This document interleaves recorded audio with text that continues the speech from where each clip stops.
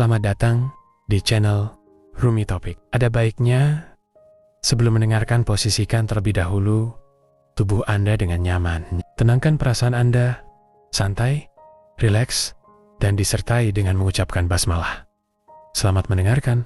Letting Go, bagi yang belum tahu, ini bukunya David Hawkins yang saya racik ya. Jadi ini Letting Go tapi racikan saya. Jadi intinya adalah kekuatan tersembunyi untuk sikap pasrah gitu. Jadi ternyata nanti kita akan menyadari bahwa sikap pasrah itu penting gitu ya.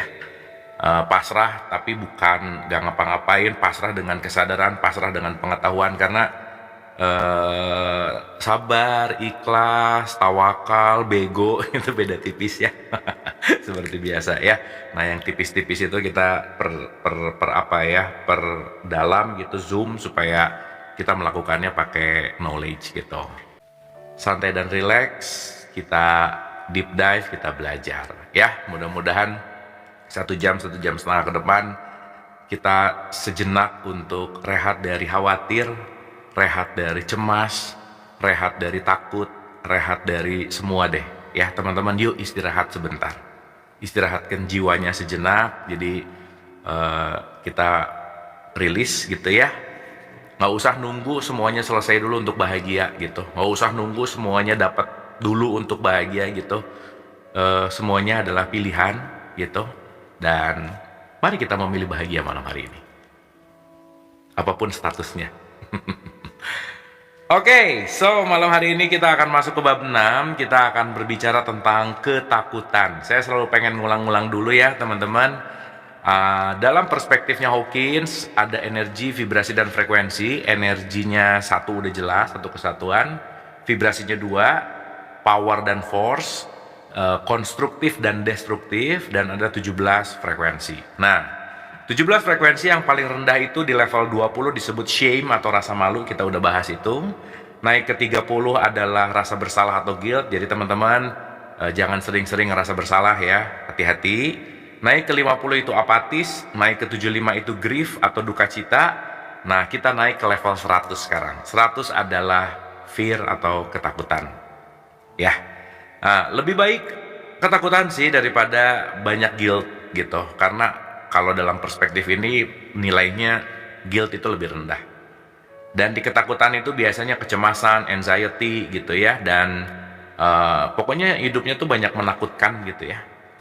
Dan kita udah bahas ulang-ulang bahwa tetangga dekat kita ini yang penting untuk diregulasi teman-teman. Ketakutan ada di sini, musuh ada di sini, semua perspektif ada di sini. Jadi ini penting sekali untuk diregulasi gitu ya. Wajah-wajah yang takut akrab bagi kita semua. Kita semua pasti telah merasakan kecemasan dan kepanikan. Kita lumpuh dan membeku oleh rasa takut, dengan jantung yang berdebar dan rasa was-was yang menyertainya. Kecemasan adalah ketakutan kronis nih ya. Jadi cemas itu ketakutan yang udah masuk ke level yang kronis gitu teman-teman. Sama halnya yang selalu diingat-ingat bahwa kenapa sulit memaafkan, karena masih menyalahkan. Jadi kalau kita masih nyalahin, susah untuk memaafkan, nggak bisa aja ya. Dan hal yang paling gampang dalam hidup adalah menyalahkan. Tetapi semakin menyalahkan, semakin levelnya drop gitu. Oke ya teman-teman ya. Nah, jadi kalau tadi ada perspektif dosa, salah satu makna dari dosa itu penyesalan, disesali ulang-ulang. Akhirnya kita levelnya ada di frekuensi rendah gitu. Makanya kenapa apapun yang dilakukan sebaiknya kita jeda dulu supaya kita nggak kompulsif gitu. Kompulsif itu apa? Kita didorong melakukan bukan karena kesadaran tapi karena ego dan karena kebiasaan. Ya. Nah, jadi saya ulang, kecemasan adalah ketakutan yang kronis. Jadi kalau ketakutan udah kronis, itu jadi cemas. Paranoia adalah bentuk ekstrimnya. Jadi kalau udah mulai parno, itu ekstrim. Jadi cemas, takut, cemas, parno gitu. Dalam bentuk yang lebih ringan dari ketakutan, kita hanya gelisah. Jadi pertama memang kata kuncinya dari gelisah sih. Gelisah tuh berarti kan gak nyaman. Ketika itu lebih parah, kita menjadi takut, was-was, terhalang, tegang, mudah kaget, tidak bisa bicara, dipenuhi tahayul. Nih. Tahayul nih. Defensif, tidak mudah percaya, terancam, tidak aman, curiga, gentar, merasa terperangkap, merasa bersalah, dan demam panggung salah satunya. Artinya pokoknya nggak nyaman aja. Set angin lewat, si gorden terkibas-kibas langsung mulai ini datang nih. Ini malam Jumat nih kayaknya. Nah udah tuh gitu. Jadi ada rasa takut terhadap sakit dan penderitaan, takut pada hidup, takut pada cinta, takut pada kedekatan, takut pada penolakan, bahkan takut pada Tuhan, takut pada neraka, takut pada kutukan, takut pada kemiskinan, takut pada cemoohan dan kritik, takut dijebak dan takut tidak mampu, takut menghadapi bahaya, takut pada ketidaksetujuan orang, takut bosan, takut bertanggung jawab, takut mengambil keputusan, takut pada otoritas, takut dihukum, takut berubah, takut kehilangan rasa aman, takut kekerasan, takut kehilangan kendali, dan takut semuanya gitu. Pokoknya takut aja. Ya teman-teman ya. Nah, hal-hal tadi sekali lagi itu datang dari gelisah sebenarnya. Selain itu, ada penyebab ketakutan yang tidak disadari. Banyak orang takut pada pembalasan. Ketakutan ini muncul dari hasrat untuk menyerang dan memukul balik. Ketika kita melepaskan rasa takut, kita akan menyadari bahwa seringkali di balik rasa takut itu adalah amarah pada objek ketakutan itu sendiri. Kesediaan untuk melepaskan rasa takut dan mengatasinya sudah membuat kita naik level berikutnya, yaitu amarah. Fakta bahwa kita bisa menghadapi kombinasi perasaan takut atau marah dan memasrahkannya membuat kita langsung bergerak menuju level kebanggaan dan keberanian. Jadi kalau takutnya udah mulai diterima, naik ke amarah, dan itu lebih better. Ya, sip ya teman-teman ya. Jadi tolong dirasain dulu. Di situ ada kegelisahan. Kegelisahan akan menyebabkan takut. Takut yang berlebihan akan jadi parno gitu. Ya, jadi kenali rasa takutmu. Nanti akar-akarnya kita akan bahas. Nah, ini kebanyakan orang teman-teman. Saya lupa persentasenya, 1 dari 10 atau 2 dari 2 dari 10 apa 3 dari 10 apa 7 dari 10, saya lupa lah ya. Tapi pokoknya intinya banyak aja. Salah satu ketakutannya disebut takut berbicara di depan umum. Saya mau nanya dulu, teman-teman ada nggak yang kalau di depan umum tuh susah ngomong, takut ngomong, tiba-tiba pause aja? Ada nggak? Memang si berbicara di depan umum salah satu hal yang termasuk dalam list yang menakutkan gitu. Nah, dan nanti takut juga untuk mengungkapkan perasaan gitu misalnya. Satu eksperimen yang bagus adalah melepaskan ketakutan pada rasa takut itu sendiri. Melepaskan ketakutan pada rasa takut itu sendiri. Ketika kita berhenti menjadi takut pada rasa takut, kita tahu bahwa takut hanyalah perasaan. Takut hanyalah perasaan. Ini menarik nih. Jadi kita dalemin ya. Dan menarik ya, misalnya gini, saya punya teman. Kamu percaya hantu nggak? Enggak. Tapi takut nggak? Takut sih. Percaya nggak? Tapi takut gitu. Itu menarik tuh. Ini teman saya tuh logik banget gitu ya. Nggak percaya. Urusan-urusan gitu nggak percaya. Tapi takut nggak? Takut. Kalau sendirian di kamarnya takut. Terus takut sama apa? Pokoknya takut aja. Tapi nggak percaya gitu. Tapi ya udah sih ya. Bahkan ketakutan jauh lebih bisa ditoleransi daripada depresi. Anehnya, bagi orang yang mengalami depresi buruk, kemunculan kembali rasa takut seringkali diberi tempat. Lebih baik merasa takut daripada hilang harapan. Untuk memahami bagaimana rasa takut memperkuat dirinya sendiri, kita harus berhenti dan melihat hukum kesadaran lain. Apa yang bertahan di dalam pikiran cenderung terwujud. Teman-teman, ini catat baik-baik ya. You are what you think. We are what we eat. We are what we think. Artinya, apa yang bertahan di dalam pikiran cenderung terwujud. Ini tagline banget nih. Di episode berapa ya? Ingat nggak waktu kita PR bareng-bareng? Coba renungkan, pikiran apa sih yang paling sering tiap hari keluar. Nah, itu penting ya teman-teman ya, untuk untuk diregulasi gitu. Ini berarti pikiran apapun yang terus kita pertahankan dan kita beri energi akan cenderung terwujud ke dalam hidup kita sesuai dengan bentuk pikiran itu sendiri. Nah, teman-teman, saya mau agak dalam di sini. Gini, satu pikiran kalau tidak kita kasih atensi, dia tidak akan punya kekuatan, teman-teman. Saya ulang ya, pikiran yang tidak dikasih power itu nggak akan dia bisa nyala gitu. Jadi kata kuncinya bukan pikirannya, tapi kita memberikan atensi pada pikiran itu gitu. Teman-teman masih ingat nggak bedanya kesadaran dan pikiran? Masih ingat nggak? Kesadaran sama pikiran, kita tuh banyak pikiran nggak? Coba saya mau nanya dulu, kita banyak pikiran nggak?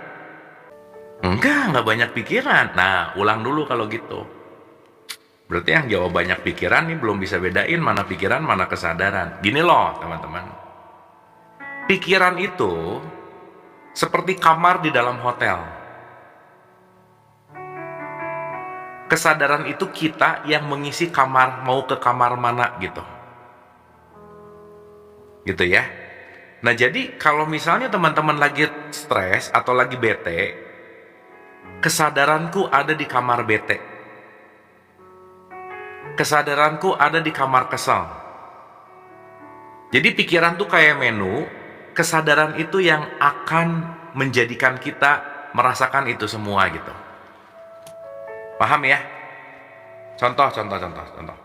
Duh, di mana ya gambarnya ya? Sini nih. Nih, gini.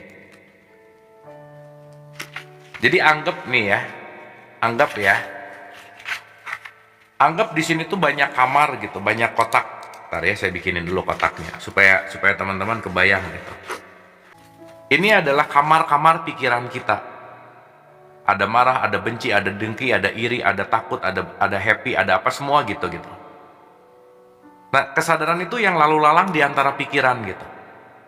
Maka kalau misalnya kesal, kesadaranku ada di kamar kesal. Nah, teman-teman begitu sesaat kesal, kalau teman-teman menarik kesadaran ke kamar tengah lagi, anggap kamar tengah itu center itu damai, tenang, bahagia gitu.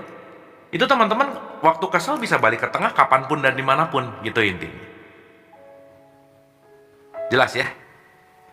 Jadi sekarang mulai belajar untuk gini, bukan aku kesal, bukan. Aku menyadari kesal. Aku menyadari marah. Aku menyadari takut, karena si aku itu kesadaran. Nah, makanya pikiran yang nggak dikasih tenaga, dia nggak akan nyala gitu. Contoh lagi. Ingat nggak waktu saya kasih contoh, orang lain nyakitin kita sekali loh, ngomongin.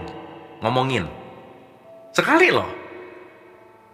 Tapi siapa yang berulang-ulang mikirin kejelekan dia ngomongin aku? Saya. Ketemu teman, kemarin dia ngomongin aku. Dah, ketemu teman yang lain, kemarin dia ngomongin aku. Dia ngomonginnya sekali, tapi kita mikirinnya beribu kali. Jadi yang lebih jahat siapa coba? Betul nggak? Sip ya. Nah, disitulah kenapa kita jangan nyalahin siapa-siapa sih sebenarnya. Karena jangan-jangan yang bikin kita menderita, bukan jangan-jangan deh, yang bikin kita menderita selalu adalah pikiran kita sendiri gitu. Teman-teman, sorry ya, selama kita tidak melatih pikiran kita, nggak akan ada yang bisa nolong. Titik. Nggak ada yang bisa nolong. Makanya, jadikanlah dirimu sebagai penolong dirimu sendiri. Karena nggak ada yang bisa nolong kita. Kenapa? Karena dalam tanda petik, musuh kita tuh ada di sini. This is the enemy. Tapi friend juga sih. Ini tetangga dekat kita nih. Dapat ya, teman-teman ya? Sekali lagi, pikiran yang tidak dikasih atensi, pikiran yang tidak dikasih power, nggak akan nyala. Misal, begitu kepikiran kesel, set, tarik lagi, dadar. Dah, jangan dikasih atensi nih. Dah. Tapi dilatih. Karena kalau nggak dilatih nggak bisa gitu. Ya, paham ya teman-teman ya? Jadi intinya dalam hidup sekali lagi nggak ada orang hebat, nggak ada orang nggak hebat, yang ada terlatih atau tidak terlatih. Selesai. Kalau kita nggak melatih, kita akan muter-muter di pikiran yang sama gitu. Teman-teman per detik ini yang lagi benci sama siapapun, kalau narik ke titik tengah, selesai kok. Cuman nggak mau aja. Pertama gengsi, kedua nyalahin. Ketiga, aku nggak harus gitu dan kamu yang salah. Lupa bahwa memaafkan lebih mulia dan lebih membuat kita bahagia dan tenang daripada memegang kebencian dan menganggap dia yang salah gitu. Gengsi sih, yang paling dahsyat tuh gengsi. Masa dia yang salah, gue yang maafin. Gitu ya. Aduh, gengsi itu berat. Ya, berat aja. Ini berarti pikiran apapun yang terus kita pertahankan dan kita beri energi akan cenderung terwujud ke dalam hidup kita sesuai dengan bentuk pikiran itu sendiri. Jadi, rasa takut menimbulkan pikiran-pikiran yang takut. Semakin kita mempertahankannya, semakin besar kemungkinan peristiwa yang ditakuti itu mewujud dalam hidup kita yang kembali memperkuat rasa takut kita. Ini yang disebut lingkaran setan nih, teman-teman. Sebagai dokter magang, ada ketakutan berbicara di depan umum. Dalam pikiran tentang berdiri di depan rekan-rekan medis untuk mempresentasikan kasus seorang pasien, suara akan terbata-bata disebabkan rasa grogi. Karena mempertahankan rasa takut itu. Jadi, pertahanan rasa takut, salah satunya keluarnya jadi grogi. Karena mempertahankan rasa takut itu, muncul situasi tak terhindarkan yang mengharuskannya mempresentasikan kasus seorang pasien pada rapat staf misalnya. Setelah membaca beberapa paragraf sejarah kasus, suaranya mulai goyah dan semakin lemah dan akhirnya berhenti. Ketakutan yang dipertahankan dalam pikiran terjadi dan tentu saja kejadian itu memperkuat ketakutannya untuk berbicara di depan umum dan menimbulkan apati terkait hal itu. Turun tuh ke level apati tuh. Untuk selanjutnya, selama bertahun-tahun, keyakinannya yang terbatas beroperasi demikian. Aku tak mampu bisa di depan umum. Aku bukan pembicara publik. Mulai nyari alasan. Ya, kan saya bukan pembicara umum, pembicara di depan umum. Saya kan bukan pembawa acara, saya kan bukan MC gitu. Langsung nyari tuh. Saya kan. Dikecilin lagi gitu. Ya, padahal basicnya tuh ketakutan, by the way. Ia menghindari semua kesempatan untuk berbicara dengan konsekuensi hilangnya penghargaan pada diri sendiri, penghindaran aktivitas, dan tujuan-tujuan karirnya terhambat. Ya benar, nyari pembenaran terhadap rasa takut gitu teman-teman. Kan nyari alasan emang paling gampang, nyalahin orang emang paling gampang gitu. Sip ya teman-teman ya. Tahun demi tahun berlalu, rasa takut kemudian mengambil bentuk yang agak berbeda. Keyakinannya adalah, aku tidak ingin mencapai puncak karena aku mungkin pembicara yang buruk dan membosankan. Kayaknya nggak bisa deh. Nah udah mulai aja tuh. Kayaknya nggak mungkin deh. Kayaknya nah udah tuh. Teman-teman maaf ya. Once kita tidak menghargai diri kita, udahlah. Penghargaan orang lain itu juga kadang-kadang fake kok gitu. Tapi setidaknya kalau aku bisa menghargai diriku, aku bisa melampaui rasa takut itu gitu. Itu ya teman-teman ya, itu penting banget tuh. Jadi jangan mengkerdilkan diri dengan mengatakan aku nggak bisa, aku bukan ini, aku itu, nah bla bla bla bla bla gitu. Ya balik lagi sih.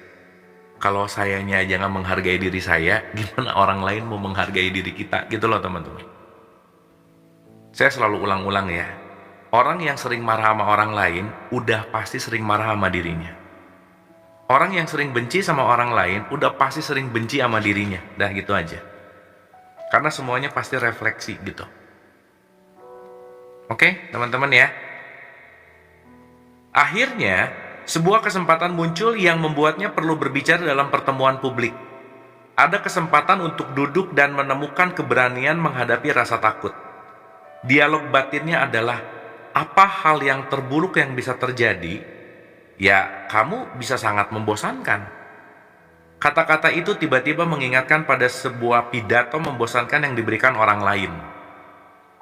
Kemudian, ia menyadari bahwa pidato yang membosankan sebenarnya umum terjadi dan tentu saja kiamat masih jauh gitu.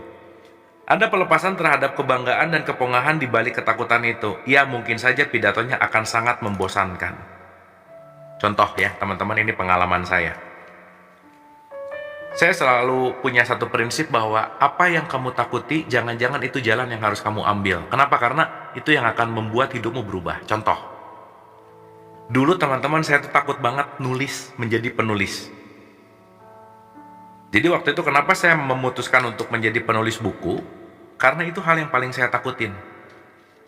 Kenapa? Begitu nulis satu paragraf, waktu itu kan saya udah di The Master ya teman-teman. Udah di The Master, ya at least banyak orang tahu saya lah gitu. Dan di situ ada ketakutan-ketakutan ketika saya tampak jelek gitu misalnya. Ya saya kalau main sulap, udahlah ya. Udah aja. Kalau main sulap, udah deh.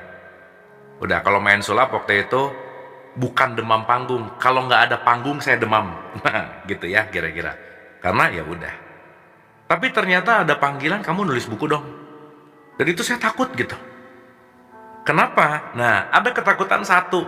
Kalau saya nulis jelek, nggak ada yang beli bukunya, dicibir, waduh, gengsi dong. Nah, gitu teman-teman. Jadi baru nulis satu paragraf, hapus. Nulis lagi satu paragraf, hapus lagi, diulang-ulang sampai bosan, sampai satu halaman aja susah banget gitu kira-kira. Tapi ternyata, teman-teman, ini juga penting ya. Gak ada siapapun mau bikin karya langsung keren, gak ada. Semua juga jelek dulu, udah. Gak ada yang langsung tiba-tiba top keren, gak ada, gak mungkin. Karena semua berproses dulu gitu intinya. Nah artinya, ya gimana kita mau berproses kalau kita tidak mau memulai. Dan memulainya dengan takut, jadi diundur lagi, diundur lagi, diundur lagi. Kayak diet lah ya. Senin hidup baru, Senin. Udah hari Senin, besok aja. Diundur tuh. Tahu-tahu diundur. Padahal dia udah daftar bayar nge-gym untuk setahun. Tadinya biar semangat gitu ya. Sadar-sadar membernya juga udah habis. Dietnya nggak mulai. Kenapa? Mikir, yang bagus diet apa ya? Yang bagus olahraga apa ya? Terus aja tiap hari dipikirin, yang bagus yang mana ya? Akhirnya, saking banyak mikir, nggak ngerjain apa-apa gitu. Ya. Tapi pengen berubah hidupnya lebih bagus gitu, gimana?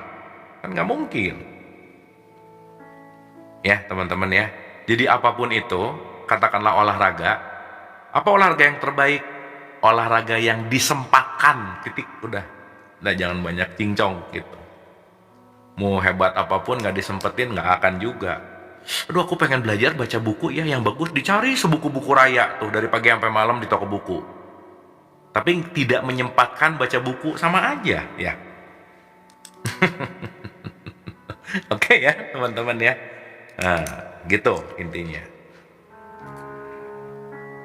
Hari yang menentukan akhirnya tiba, makalah telah ditulis sehingga yang diperlukan hanyalah membacanya. Ya, akan jauh lebih menarik untuk berpidato tanpa persiapan, tetapi ada pengakuan dan penerimaan rasa takut sehingga pidato tersebut dituliskan sebelumnya. Momen pun tiba baginya untuk naik podium, terlepas dari ketakutan batin dan membaca pidato dengan suara monoton dan datar. Prestasi itu tercapai. Setelah itu beberapa temannya berkata secara teknis makalah itu bagus tetapi membosankan. Nah teman-teman ini penting ya. Penting nih. Kita belok sedikit ya. Saya ada sedikit pengetahuan tentang public speaking lah. Teman-teman, sekeren apapun ide kita, sebrilian apapun gagasan kita, kalau kita tidak bisa menyampaikannya, nothing lah. Produk sebagus apapun, marketingnya nggak bagus, nggak akan laku. Pun sebaliknya, mungkin produknya nggak terlalu bagus, tapi marketingnya oke. Ya oke juga gitu. Jadi, saya selalu ulang-ulang ya teman-teman. Saya kalau nonton saya show 13 tahun yang lalu, geli sendiri juga sih, jelek banget sih gitu. Gitu banget gitu. Tapi teman-teman, latihlah. Dan setiap satu langkah ada peningkatan. Berikanlah diri ini sebuah reward gitu teman-teman. Wah, aku menghadapi dan aku melampaui fase-fase yang contoh ya. Dulu kalau mau syuting teman-teman, saya kalau nggak ada skrip tuh kelabakan aja. Wah, skrip tuh everything gitu. Tapi saking scriptednya, akhirnya nature-nya saya jadi malah nggak keluar gitu, jadi kaku. Ya kan saya bukan pembawa berita ya. Ya ini juga harus sesuai dengan tepat ya. Pembawa berita ya jangan banyak manuver-manuver bumbu-bumbu aneh. Udah berita mah berita aja gitu. Tapi ini kayak gini ya. Teman-teman, saya kalau disuruh ngulangi ngebahas sesuatu yang sama, nggak akan pernah sama teman-teman. Perhatiin deh. Mau pembahasannya sama tentang A, tapi menariknya itu bisa berputar dari di sini dulu, dari sini dulu, dari sini dulu, dari sini lagi, dari sini lagi. Nah, nanti lama-lama karena terbiasa dan lama-lama karena ya kembali kepada apa yang saya rasakan berdasarkan pengalaman dan pengetahuan, ya akhirnya align gitu. Nah, makanya teman-teman belajar hal diulang-ulang hal yang sama nggak pernah membosankan karena kenapa? Pelajarannya mungkin sama, tapi wadahnya semakin terbuka gitu teman-teman. Itu asiknya belajar berulang-ulang. Dan kenapa penting diulang-ulang gitu. Oke ya. Nah, jadi makalahnya bagus, disampaikannya juga isinya oke, tapi secara teknis makalahnya bagus, tapi boring ngebawainnya. Teman-teman sok ya, perhatiin ya. Kalau saya ngebawain letting go, namun batin tak peduli. Ia gembira karena telah muncul keberanian dan penerimaan untuk menghadapi situasi dan benar-benar melakukannya. Udahan ini sebentar lagi juga udahan gitu. Bener nggak? Kan maaf ya, itu kalau nggak latihan awalnya 16-18 tahun yang lalu waktu saya membawain sesuatu ya gitu. Nah, tapi balik lagi ya teman-teman, once kita menikmati dan mencintai apa yang kita lakukan, kita akan menyatu dan kita akan lepas dari ruang dan waktu. Itu yang menarik sih teman-teman. Oke teman-teman, saya sarankan teman-teman belajar ngomong. Karena mau nggak mau, suka nggak suka, ngomong itu penting. Seenggaknya teman-teman bukan performer, bukan pemain live, tapi at least sama pasangan kan ngomong, sama anak juga kan ngomong gitu. Ya, gimana mau nyampein yang ada di sini dalam kata-kata, meskipun kata-kata itu sangat mereduksi makna pikiran dan rasa perasaan pasti. Tapi kalau kita bisa menyampaikannya setidaknya mendekati, oh itu udah bagus. Banyak pertengkaran antar pasangan karena dari sini sama ini nggak cocok gitu. Di sini pengennya apa, ininya keluarnya nggak pas gitu. Jadi apa yang terjadi? Main kode-kodean gitu. Cuaca panas ya? Iya. Padahal dia pengen dibeliin AC gitu, tapi nggak ngomong, cuman ngomong panas gitu. Dikipasin sama suaminya. Nggak ngerti nih suami saya, jelas-jelas pengen beli AC gitu misalnya. Nah gitu kan, main kode-kodean tuh bahaya loh ya teman-teman, hati-hati ya, paham ya. Jadi penting tuh untuk belajar ngomong, penting.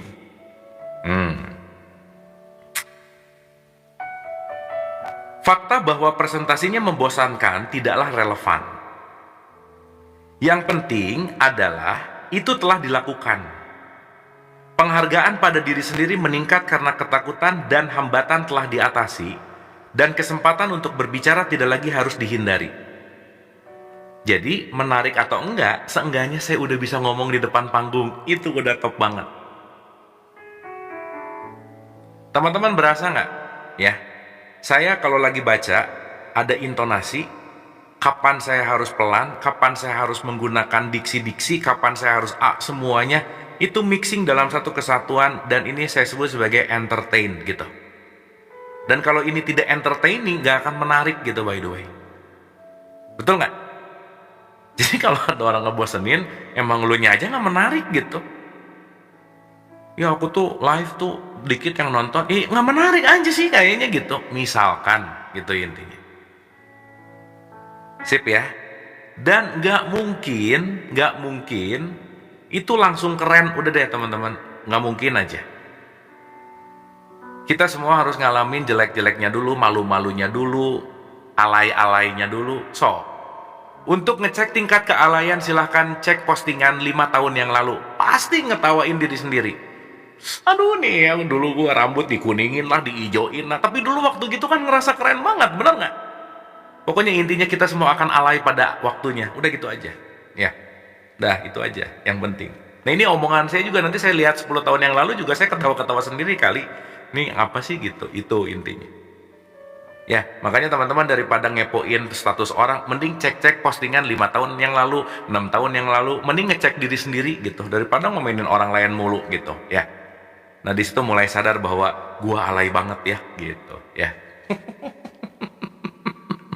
Dapat ya, teman-teman ya. Ini penting nih.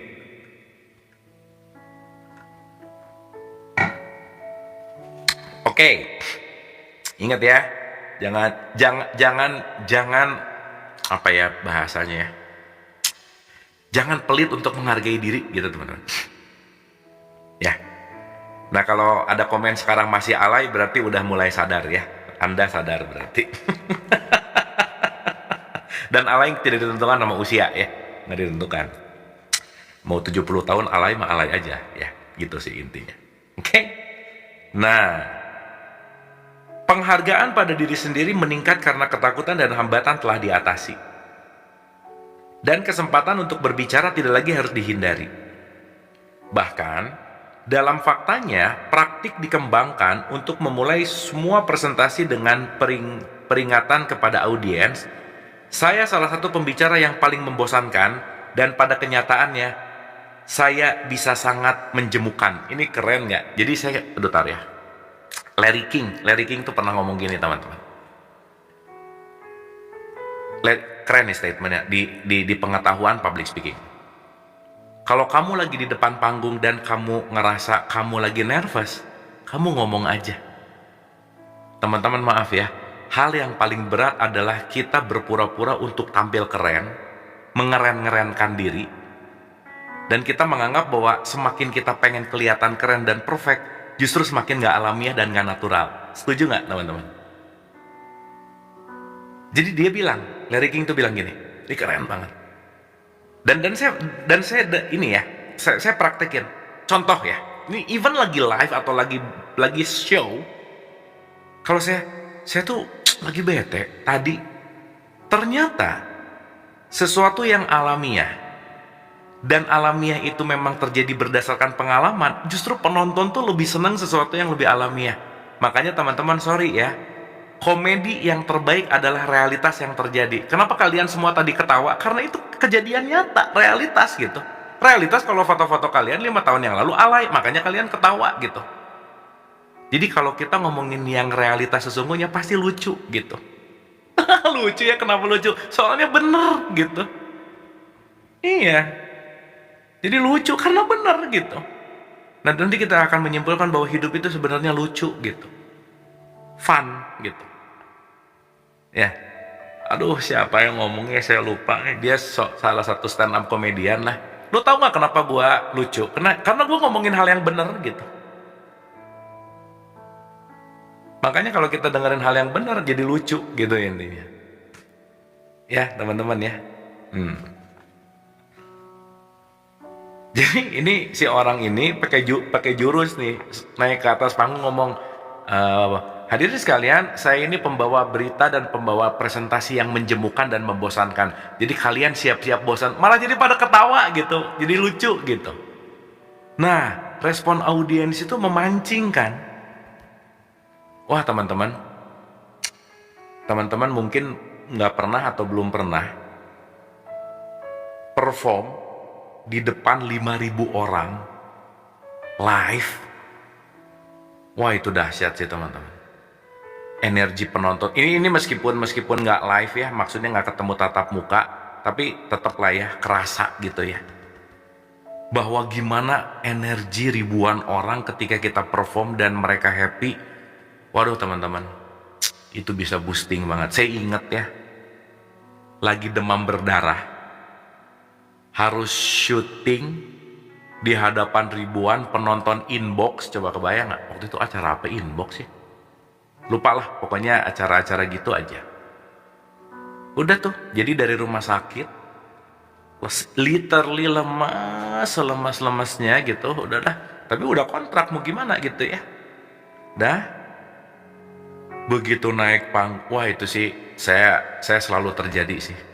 Begitu nama saya dipanggil as magician pada saat itu gitu ya, selanjutkan kami tampilnya. Nah itu ya kalau jokes gitu ya. Next on Abu Marlo gitu. Wah lumayan tuh. Begitu penonton tepuk tangan, begitu penonton riuh, wah apa dan happy nyambut gitu ya, mau pengen nonton perform saya gitu. Wah demam berdarah lupa sih teman-teman. Meskipun abisnya langsung tepar sih, meskipun gitu. Tetapi itulah yang disebut the power of support system teman-teman. So siapa support system kita yang terdekat? Pasangan, anak, gitu. Nah ini saya mau mempraktekkan bahasa Larry King nih. Kan ayah saya tuh sibuk banget ya teman-teman, sibuk aja sesibuk-sibuknya. Jadi ayah saya tuh selama puluhan karir saya live di TV tuh nggak pernah nonton. Jadi pokoknya nggak pernah ditonton aja sama si papa gitu. Dan waktu final The Master saya tuh berharap banget ayah saya nonton, tapi tetap juga enggak gitu karena sibuk lah gitu intinya. Nah yang menarik sih ya teman-teman, yang menarik juga ya, kalau saya boleh compare gitu, ini menarik banget. Ada satu kesedihan, meskipun yang nonton jutaan orang, tapi ayah saya nggak nonton gitu. Ya, orang yang saya sayang gitu misalnya gitu ya, orang yang sangat deket di hati gitu. Jadi kasaran kata, misalnya ini analogi aja ya. Kan kalau di story itu kan suka kelihatan ya yang nontonnya siapa gitu ya. Misal ini contoh sederhana nih, ini contoh yang umum. Misal orang lagi fall in love gitu. Mau yang ngelihatnya 1.000, tapi si dia belum ngelihat, tetep aja gini gitu. Kerasa nggak? Aduh saya salah nanya nggak ya? Tapi pasti pernah ngerasain lah. Pasti pernah ngerasain ya. Mau digimanain? Ya belum dilihat. Nah, jadi waktu ayah saya nggak datang waktu itu, beneran deh. Itu waktu itu ya teman-teman, di final The Master Season 1, salah satu highest rating ketika saya mainin trik yang kedua, itu dahsyat banget sih. Tapi tetap saya merasa kurang karena kenapa? Papa saya nggak nonton sih gitu. Itu gitu intinya. Nah jadi maksudnya adalah the power of support system itu penting banget gitu. Anyway, wah itu dahsyat sih. Tapi ya udah ya, realitasnya begitu, saya jadi belajar gitu.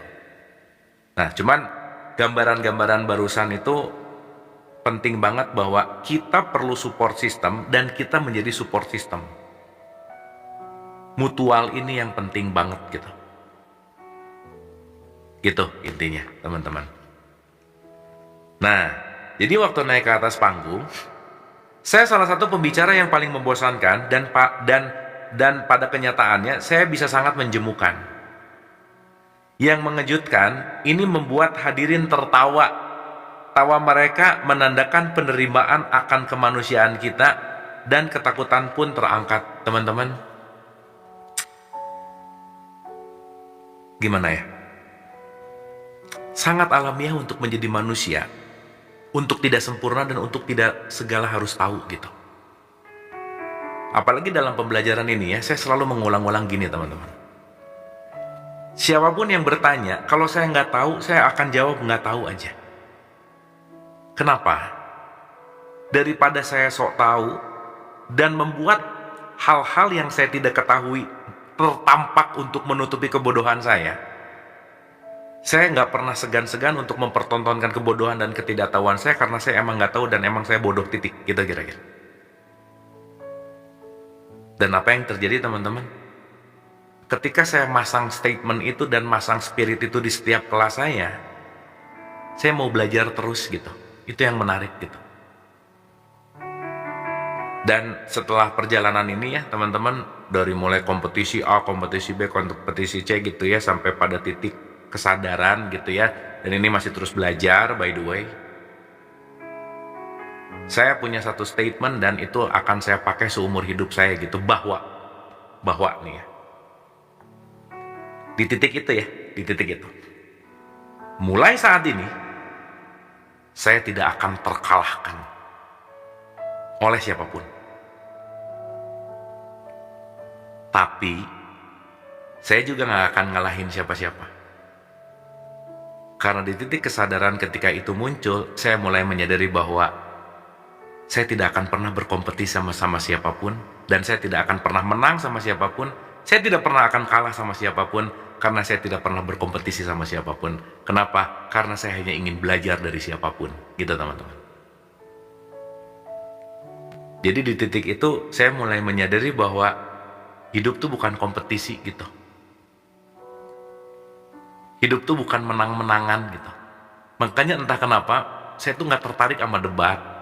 Bener-beneran, bener salah, nyalahin, nggak tertarik gitu. Kenapa? Karena saya hanya akan mengalahkan diri saya sendiri gitu. Dalam artian, percuma saya ngalahin semua. Sorry ya, maaf, saya pernah terjebak sih teman-teman. Sorry to say.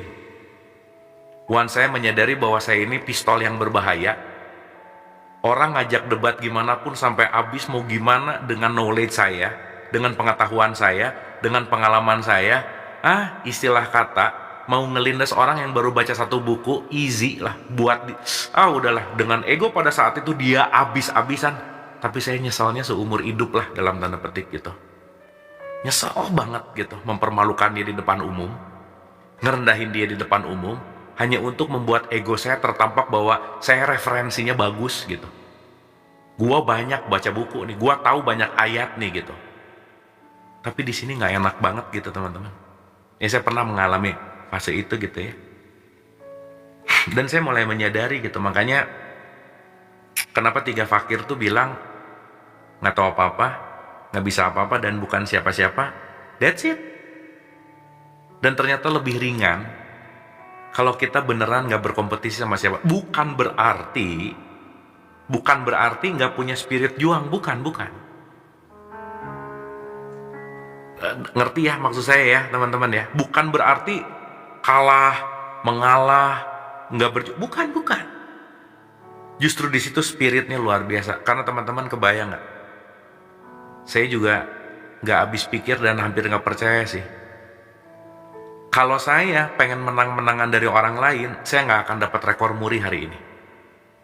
Dialog positif nggak akan 499 episode. Karena kenapa? Tujuan saya ngalahin orang lain. Tujuan saya pengen lebih baik dari orang lain. Dan itu gak akan kejadian gitu. Dan anyway teman-teman ya, ini cerita nih ya. Mau saya live, mau saya show, mau saya ngajar, mau saya apapun bentuknya dalam performance apapun, selalu saya punya mindset bahwa this is my last show. Ini adalah show saya yang terakhir.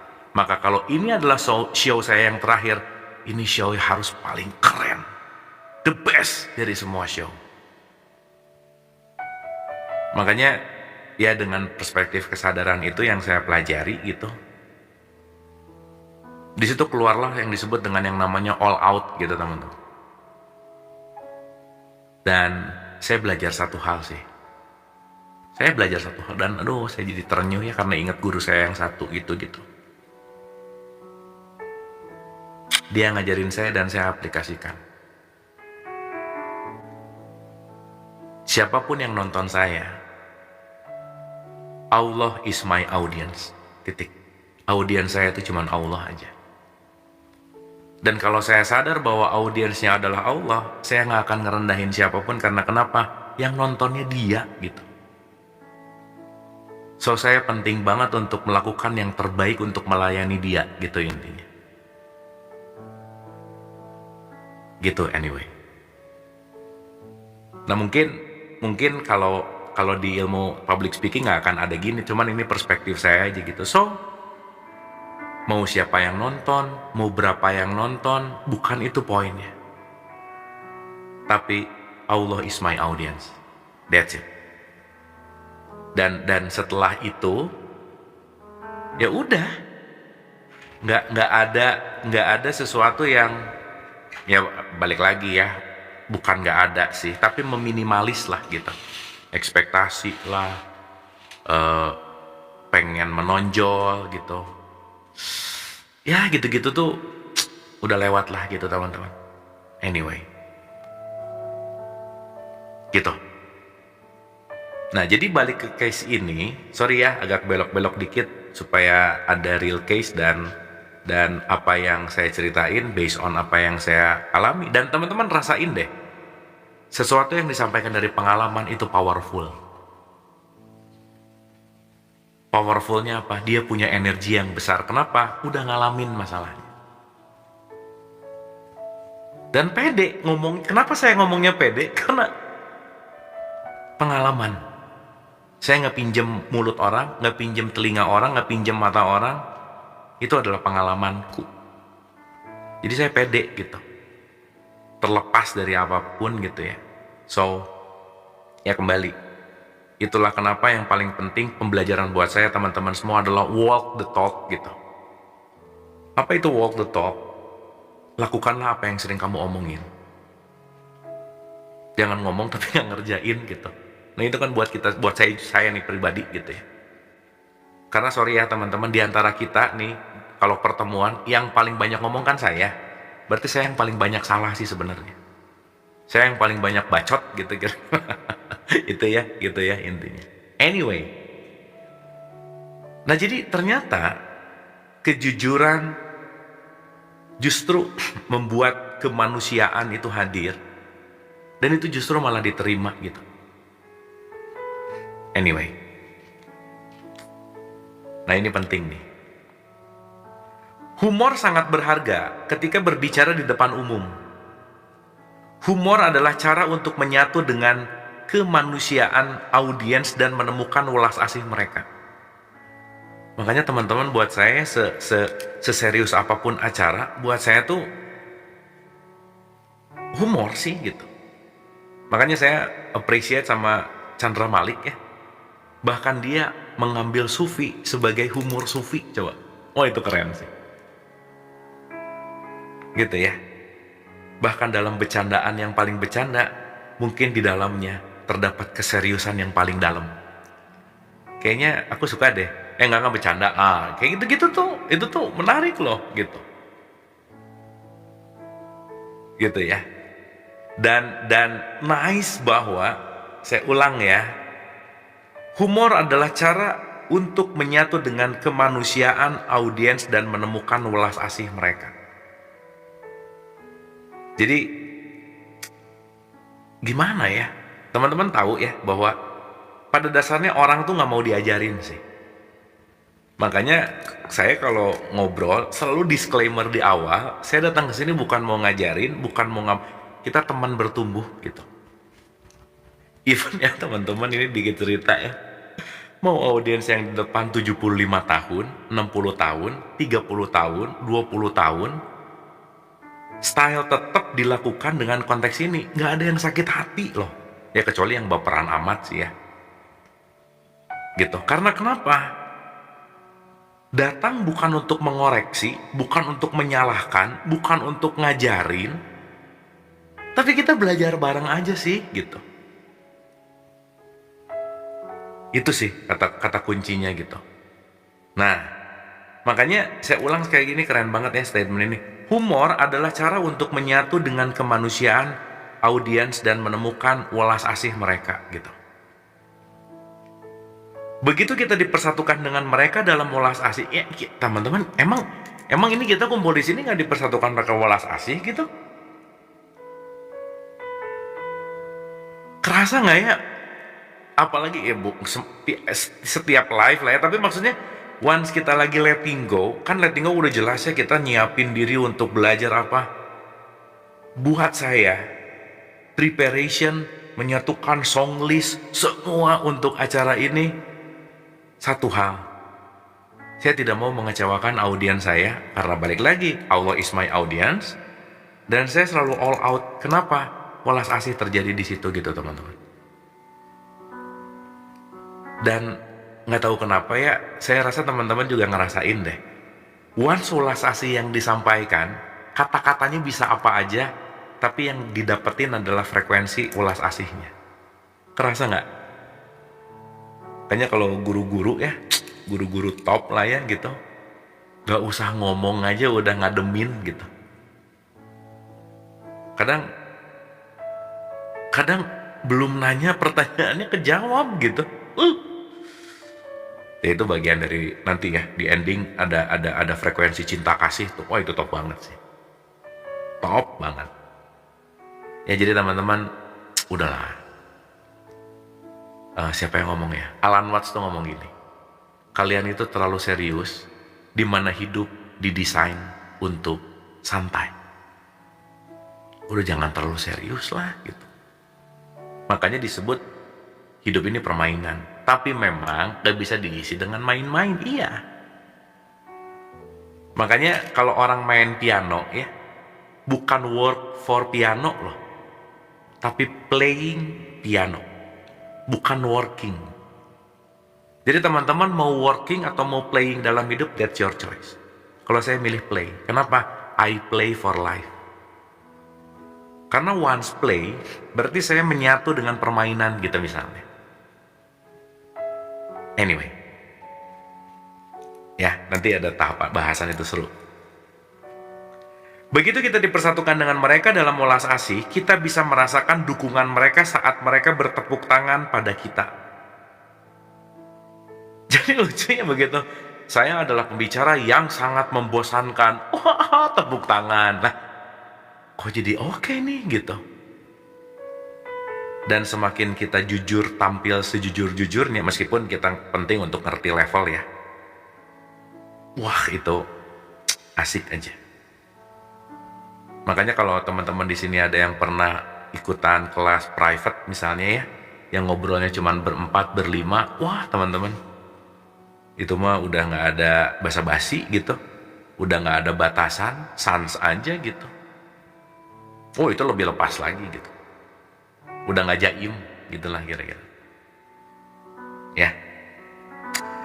Kita mencintai mereka karena mereka menghilangkan rasa takut kita dengan menerima kita. Penerimaan itu penting. Dan mereka mencintai kita kembali karena kita melakukan hal yang mereka sendiri takuti. Jadi hebat nih orang ya, ngomong di depan panggung. Gua nggak bisa gitu deh. Wah, gua proud deh. Makanya teman-teman memberikan apresiasi penting. Sekecil apapun apresiasi kita, at some point dibutuhkan oleh siapapun itu gitu teman-teman.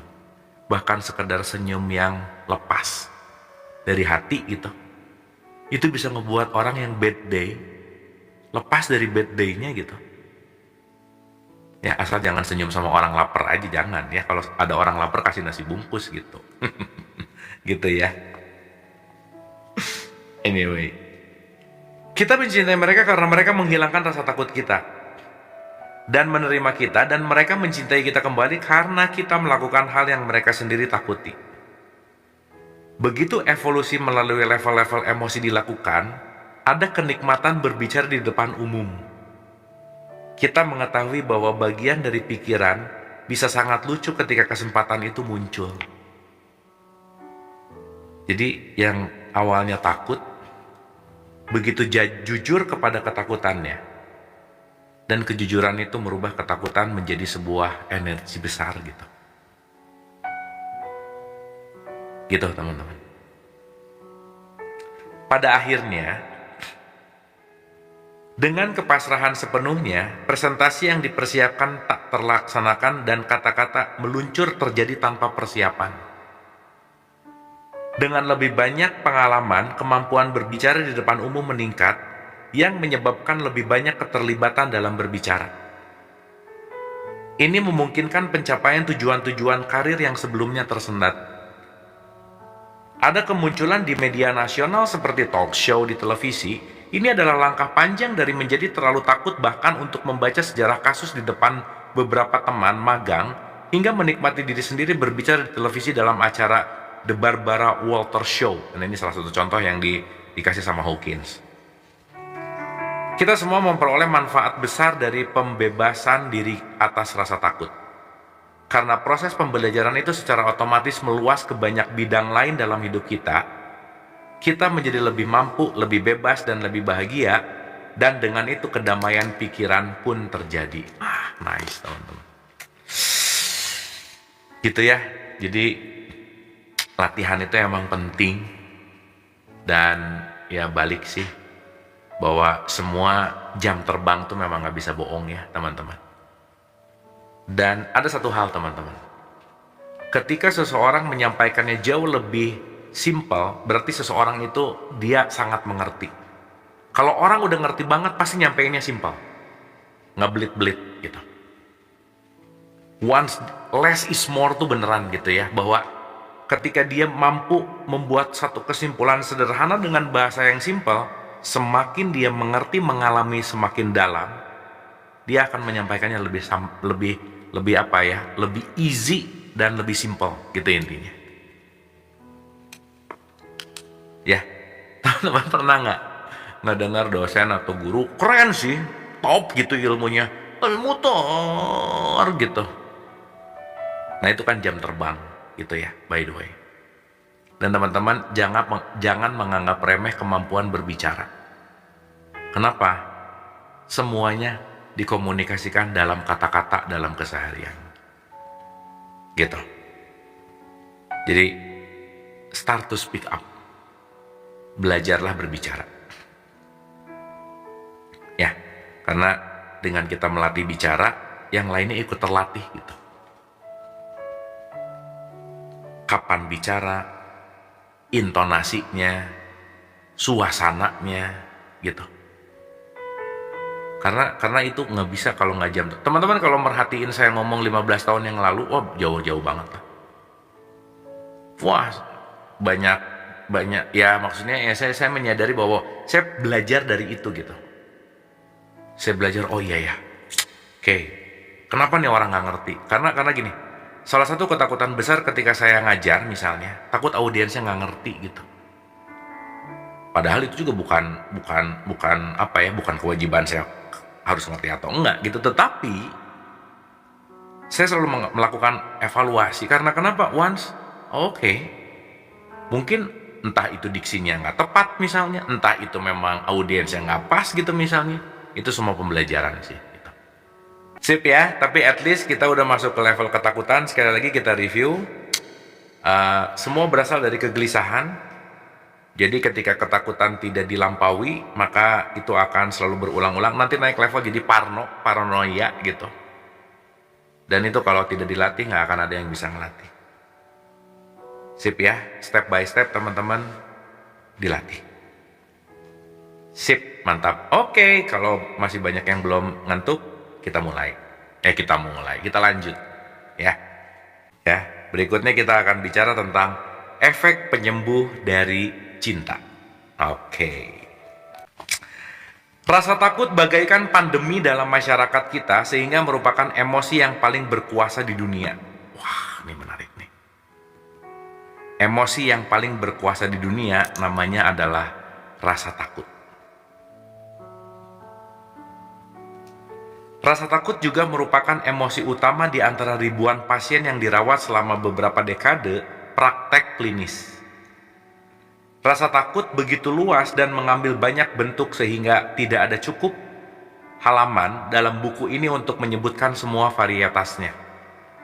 Jadi teman-teman, rasa takut adalah kalau kita bicara ya, emosi yang paling berkuasa dan nggak akan pernah ada variasi-variasi atau varietasnya bisa gimana ya, bisa digambarkan gitu. Saking banyaknya ya. Rasa takut terkait dengan keberlangsungan hidup kita dan karenanya ia mempunyai tempat khusus dalam pikiran. Bagi kebanyakan orang, rasa takut sangat meresap sehingga hidup mereka adalah satu set besar perangkat penghambat untuk menaklukkan rasa takut. Namun, itu tidaklah cukup. Sehingga, media terus-terusan menghadirkan situasi yang menakutkan kepada kita, seperti dalam berita pagi ini. Kelompok teroris mengancam meracuni pasokan makanan kita. Headline semacam itu konstan, seolah memberikan pada pikiran kesempatan lebih jauh untuk menguasai emosi itu. Seperti lirik sebuah lagu yang mengatakan, "We are caught between a fear of living and fear of dying." Nah ini pasti sedih dengernya ya, kenapa nggak ngerti? Nih kita terjemahin. Kita terjebak di antara takut hidup dan takut mati. Nah, jadi, aduh, gua susahnya setengah mati. Kenapa nggak ngomong gini coba?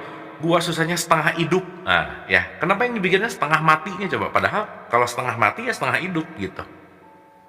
Makanya kita terjebak di antara takut hidup dan takut mati.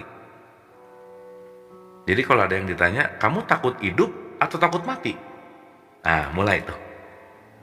Selama ini aku takut mati. Nah, jangan-jangan orang yang takut mati berarti dia juga takut hidup. Karena ya half-half lah ya, setengah-setengah gitu. By the way,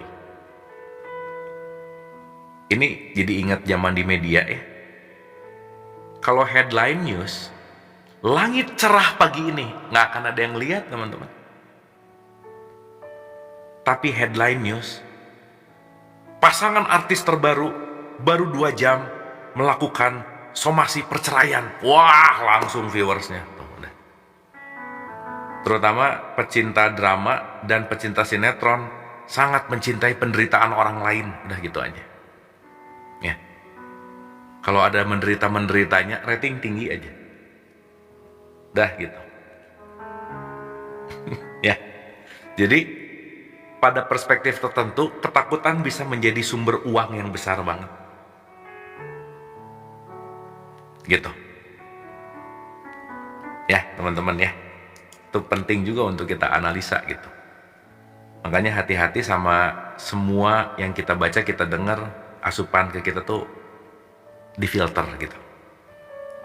Ya, penting untuk difilter. Ketika semua perangkat penghambat dari pikiran gagal bekerja dan ketakutan tumpah ke dalam kesadaran sebagai serangan kecemasan atau fobia, orang tersebut dicap memiliki neurosis kecemasan. Penting untuk dicatat bahwa obat penenang yang namanya Valium adalah obat terlaris di Amerika. Yo, paradoks nggak? Negara adidaya, tetapi negara pengguna Valium salah satu terbesar.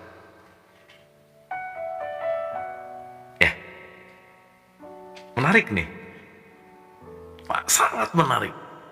Di satu sisi dia pencipta ekonomi oke, tapi mau bobo aja susah.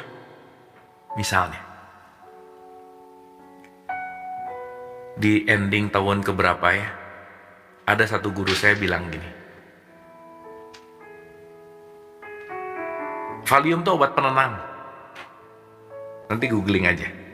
Ntar diulang-ulang takut dimarahin lagi sama ini nih. Dianggap lagi ngebahas itu lagi. Anyway, terus tadi mau cerita apa ya? Oh, gini. Teman-teman, coba saya mau nanya ya. Ini dalam satu perspektif. Kalau ada pertanyaan gini, menurut teman-teman, industri terbesar di muka bumi ini apa? Nomor 1 industri terbesar adalah senjata. Senjata. Dahsyat nggak? Jadi nomor 1 senjata, yang kedua pharmaceutical, yang ketiga tobacco sama alkohol disatuin. Terus pertanyaannya, kalau industri terbesarnya gini, ada apa sih sama kehidupan manusia ini? Gitulah kira-kira pertanyaannya. Ini menarik sih. Gitu. Ya, ini penting gitu. Jadi artinya apa? Ya, meskipun nanti jadi paradoks memang ya.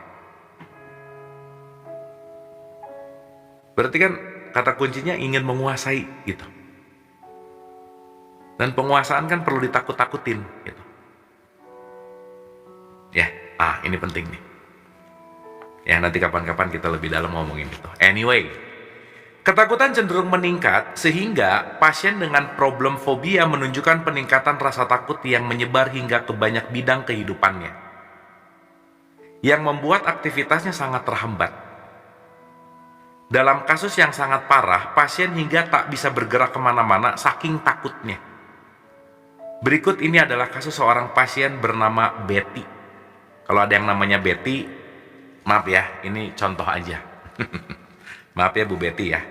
Betty memang beda tipis sih. Betty berusia 34 tahun, tetapi ia terlihat jauh lebih tua karena tubuhnya kurus kering. Ia memasuki kantor sambil membawa banyak paper bag yang kemudian diketahui berisi 56 botol aneka vitamin, suplemen-suplemen, nutrisi, ditambah beberapa makanan khusus. Rasa takutnya bermula dari fobia kuman dan segera semua yang ada di sekitarnya tampak terkontaminasi oleh kuman. Ia sangat takut jika tertular penyakit menular yang kini berkembang menjadi takut pada kanker. Ia percaya pada setiap cerita yang dibacanya, jadi ia takut pada hampir setiap makanan, udara yang ia hirup, dan sinar matahari. Maksudnya, ini ngomong aneh-aneh, takut jadi perspektif. Ingat, pikiran yang mengental namanya jadi keyakinan. Jadi, be aware what you believe. Apa yang kamu percaya, hati-hati. Faith sama belief beda ya teman-teman ya. I have faith dan I believe itu dua hal yang berbeda sama sekali. Anyway, ia sangat takut jika tertular penyakit menular yang kini berkembang menjadi takut pada kanker. Ia percaya pada setiap cerita yang dibacanya, jadi ia takut pada hampir setiap makanan, udara yang ia hirup, dan sinar matahari. Ia mengenakan pakaian putih karena ia takut pada pewarna pakaian. Di kantor, ia tidak duduk karena takut kursinya telah terkontaminasi. Setiap kali membutuhkan resep, ia meminta agar resep itu ditulis dari tengah buku resep yang belum disentuh. Coba, nggak mau dari depan ke tengah, kenapa yang depan udah kotor tadi sama yang lain gitu misalnya. Lebih jauh, ia ingin mengambil halaman resep itu dengan tangannya sendiri.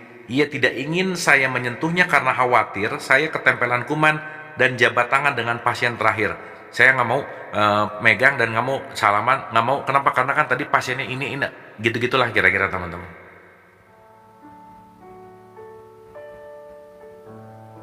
Ia mengenakan sarung tangan putih setiap saat. Ia meminta untuk diterapi melalui telepon saja karena terlalu takut untuk melakukan perjalanan ke kantor lagi. Minggu berikutnya dia ditelepon. Ia berkata bahwa ia takut bangun. Ia menelepon dari rumah ketika masih di tempat tidur karena sekarang ia takut keluar. Ia telah mengembangkan rasa takut terhadap perampok, pemerkosa, dan polusi udara. Duh, keluar ada perampok nih. Aduh, keluar nanti nanti udara masuk. Wah, udah aja. Ini memang lebay tapi one of the real story sih, teman-teman. Dan mungkin kita mengalami ini pada kadar yang berbeda gitu. Ya. Pada saat yang sama, ia takut tetap berada di rumah karena cemas jika akan menjadi lebih buruk, dan untuk menambah semua ketakutannya, ia takut kehilangan akal sehatnya. Ia takut jika obatnya tidak membantunya dan mungkin ada efek sampingnya, tetapi ia pun takut jika tidak meminumnya. Mau minum, takut. Mau enggak, takut. Mau minum nanti jadi racun, enggak, nanti enggak sembuh gitu. setengah mati setengah hidup. Sekarang ia berkata bahwa ia takut tersedak pil dan bahkan berhenti minum pil kesehatannya, apalagi obat yang diresepkan. Aduh takut kalau minum nanti keselak. Kalau keselak nafasnya enggak, nanti mati misalnya. Ini drama banget ya. Aduh. Ketakutannya begitu melumpuhkan sehingga setiap manuver terapi terhalang sepenuhnya. Ia tak akan mengizinkan saya berbicara dengan keluarganya. Ia takut mereka tahu dirinya menemui seorang psikiater dan berpikir ia gila. Duh, mau curhat, perlu nggak curhat, gua dianggap gila gitu. Saya bingung dan memutar otak selama berminggu-minggu tentang bagaimana saya bisa membantunya. Dokternya pusing. Duh, gimana ya ini si Betty ya, dikasih taunya ya, dikasih obat ketakutan, disuruh kesini takut, dikasih resep nggak mau resep yang pertama, dikasih udah aja. Akhirnya saya berpasrah, dokternya pasrah, give up. Antepkeun we lah gitulah kira-kira ya kalau kata orang Sunda gitu. Jadi kalau kita udah mulai dibiarin, jangan-jangan kita udah lebay kayak Betty gitu. Dan jangan-jangan kalian adalah Betty yang lain ya. Ya oke. Dan mungkin nggak sadar aja sih. Nggak sadar aja gitu. Oke, anyway.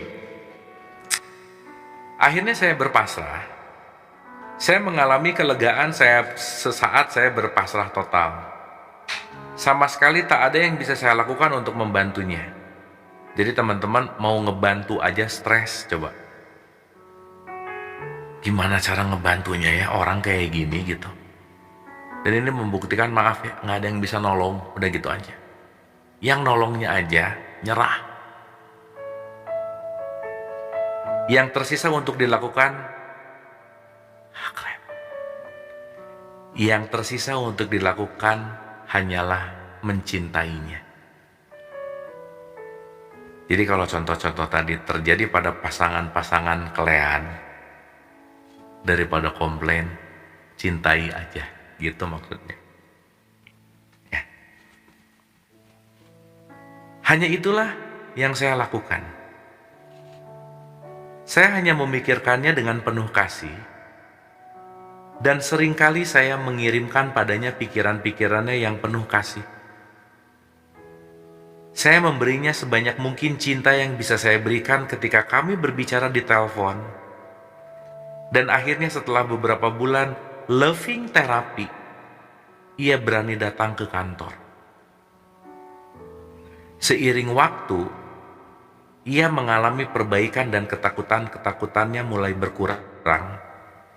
Meskipun ia tak pernah mengembangkan wawasan apapun. Ia terlalu takut berbicara tentang masalah psikologi. Selama berbulan-bulan dan bertahun-tahun perawatan, satu-satunya hal yang saya lakukan padanya adalah hanya mencintainya. Seperti apa yang udah kita bahas teman-teman. Orang mungkin gak perlu wejangan kita. Orang mungkin gak perlu nasihat kita. Dan dia perlu bahu untuk bersandar, untuk diceritain dan menceritakan, dan dia hanya perlu 2 telinga yang mau mendengar, cukup. Dan kadang hanya untuk mendengarkan itu cukup untuk kebanyakan orang. Bukan untuk dikasih wejangan, dikritik apalagi, ditakut-takutin apalagi, disuggest ina itu apalagi. Maka dokter ini bilang bahwa setelah apapun cara untuk ngasih tahu pasiennya, saya mencintainya aja deh gitu. Ya. Keren sih. Keren. Kasus ini menggambarkan sebuah konsep yang sebelumnya kami sajikan dalam bab tentang apati, yaitu bahwa vibrasi yang lebih tinggi seperti cinta memiliki efek penyembuhan terhadap vibrasi yang lebih rendah.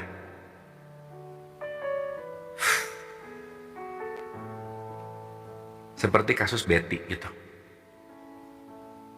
Jadi pertanyaannya, Mau ada di frekuensi yang lebih tinggi atau lebih rendah. That's the point. That's the point. Nanti ada pembahasannya teman-teman. Satu orang dengan vibrasi tinggi yang namanya cinta, itu dia bisa menguplifting atau menaikkan ribuan orang di level takut gitu. Oh itu keren sih. Karena nanti level ini nggak linear 1/1, enggak, tapi eksponensial. Makanya orang tercerahkan di muka bumi nggak banyak. Karena satu tercerahkan, dia akan menguplifting mungkin jutaan orang. Gitu. Gitu ya. Ntar saya cari datanya, saya lupa data exactly-nya gimana. Tapi yang jelas, satu orang di frekuensi tinggi, itu bisa menaikkan orang-orang di level 200 ke bawah tuh lebih banyak gitu teman-teman. Itu poinnya. Makanya Soekarno bilang, beri saya 10 pemuda. Mungkin kalau dikaitkan sama ini, beri saya 10 pemuda dengan vibrasi tinggi. Gitu. Karena 10 pemuda dengan vibrasi tinggi bisa dalam tanda petik mengupgrade ribuan pemuda dengan vibrasi yang rendah gitu. Anyway, cinta adalah mekanisme penentram hati. Ini jangan mikir cinta tuh romance gitu ya, bukan loh ya. Ini cinta dalam bentuk vibrasi nih, bukan cinta-cinta I love you, bukan. Itu namanya cinta monkey ya. Ketulusan, sincere gitu, love gitu ya. Ini love dalam konteks vibrasi ya teman-teman ya, bukan romantic. Beda loh ya, romantic love sama divine love. Wow, gitu kan, ada divine love gitu. Anyway, cinta adalah mekanisme penentram hati, dan seringkali kita bisa menenangkan ketakutan orang lain hanya dengan kehadiran fisik kita, juga dengan energi cinta yang kita proyeksikan kepada mereka. Bukan apa yang kita katakan yang terpenting, bukan apa yang kita katakan yang terpenting, melainkan kehadiran kitalah yang memiliki efek penyembuhan. Contoh teman-teman, wah ini keren nih, keren. Ada satu anak, ibu bapaknya tuh sibuk banget. Tiap hari dikasih uang, dikasih mainan, dikasih jajan, dipenuhi aja. Dan menganggap ketika itu terjadi bahwa dengan uang, dengan mainan, itu memenuhi gitu. Untuk si anak ini. Tapi teman-teman jangan lupa ya, once kita mencintai siapapun, hadiah terindah untuk orang yang kita cintai adalah kehadiran kita utuh 100% untuk dia. Itu hadiah terbaik sih. At some point, pada sudut tertentu, pada titik tertentu memang uang diperlukan iya, tetapi kehadiranmu 100% itu yang aku butuhkan, kata si anak. Mom, I want you. Pap, I want you. Pak, saya pengen kamunya, bukan pengen uangnya. Jadi kalau mau memberi yang terbaik, kita menganggap ya, kado terindah apa adalah emas, uang. Benar, itu juga perlu ya, sekali lagi itu perlu sih. Tapi present kita 100% untuk hadir, itu gak ada duanya lah. Kalau pakai ngomongin gak ada duanya, tidak tergantikan maksud saya gitu. Ingat, uang tidak bisa memberikan kebahagiaan. Kalau apa? Kalau sedikit. Kalau banyak bisa ya. Jangan gitu. Jangan, uang gak bisa membawa kebahagiaan. Pret gitu. Kalau dikit, kalau banyak mau bisa ya. Tapi kehadiran kita memiliki power yang tidak tergantikan. gitu.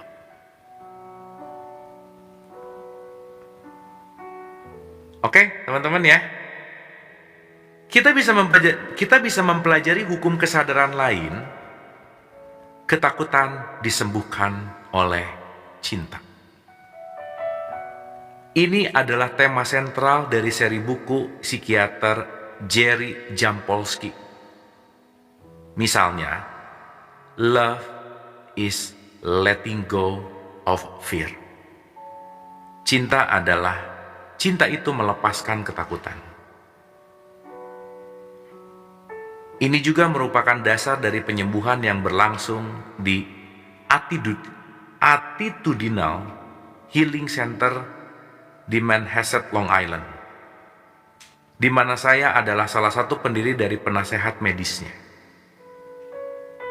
Penyembuhan dengan sikap penuh cinta dilakukan melalui interaksi kelompok dengan para pasien yang memiliki penyakit fatal, dan seluruh proses penyembuhan berkaitan dengan melepaskan rasa takut dan menggantinya dengan cinta. Loh, ini saya jadi bolak-belok kemana-mana. Teman-teman pernah dengar salah satu metodologi dari Hawaii, namanya Ho'oponopono.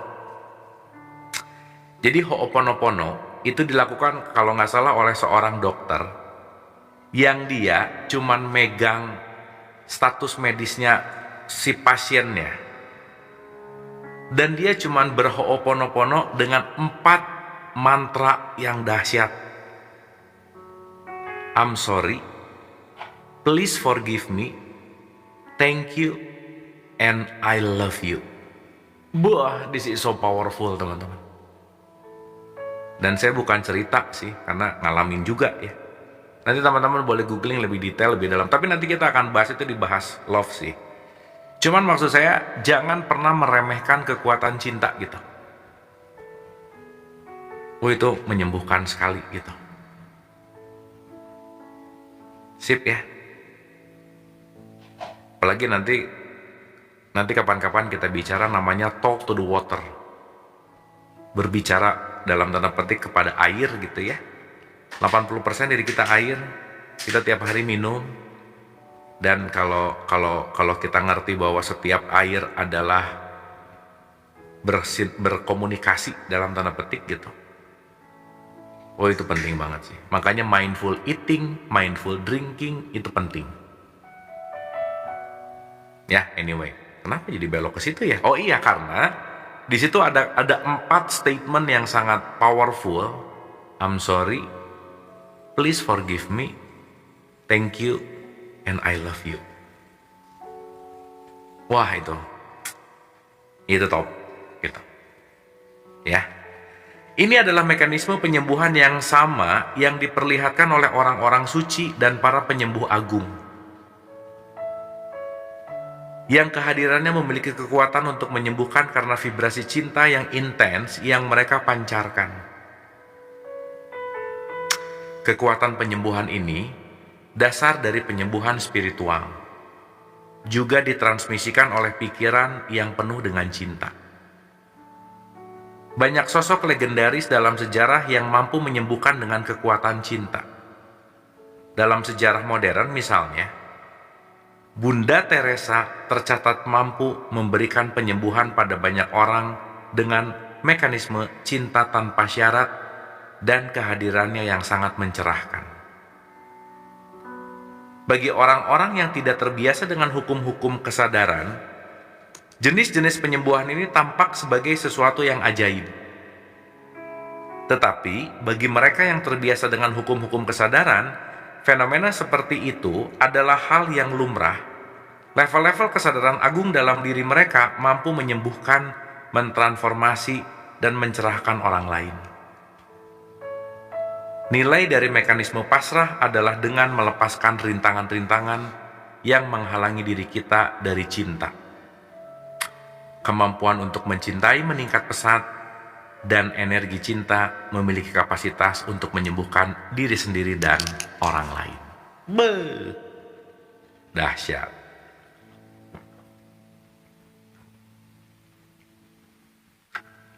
Keren ya teman-teman ya. Jadi jangan pernah meremehkan yang namanya cinta. Karena dia punya kekuatan yang besar banget. Oke, teman-teman, saya rasa cukup dulu karena kapasitas kapasitas sungguh-sungguhnya udah lebih, dan saya rasa yang penting kita nggak terlalu pengen cepat ngeberesin, pelan tapi party, jangan lupa, santai relax tapi dapat, dan yang paling penting sih teman-teman bukan hanya knowledge-nya, tetapi bagaimana kita bisa mengaplikasikannya. Oke? So message kita hari ini, ketakutan dan cinta itu dua hal yang sangat-sangat penting untuk kita regulasi. Dan bahwa kekuatan cinta itu menyembuhkan. The power of love, yes, that's true. Oke, teman-teman, semoga pesan cinta malam hari ini bisa dirasakan oleh teman-teman semua. Dan mudah-mudahan kekuatan cinta ini juga menumbuhkan kesadaran kita untuk kita bisa terus bertumbuh dan lepas dari ketakutan-ketakutan. Hadirkanlah cinta, jadilah cinta, dan sebarkanlah cinta. Terima kasih, sampai ketemu di Letting Go berikutnya. Hatur nuhun, terima kasih. Anda telah menonton video ini hingga di penghujung video. Semoga video ini bermanfaat untuk Anda, serta dapat menjadikan diri Anda lebih baik dari hari kemarin. Nantikan video kami selanjutnya. Terima kasih. Bismillah. Assalamualaikum warahmatullahi wabarakatuh. Bulannya telah menguasai hati. Apa kalau kita hakikatnya cinta ini adalah kita levelnya isinya para bali romi yang isinya antara kemana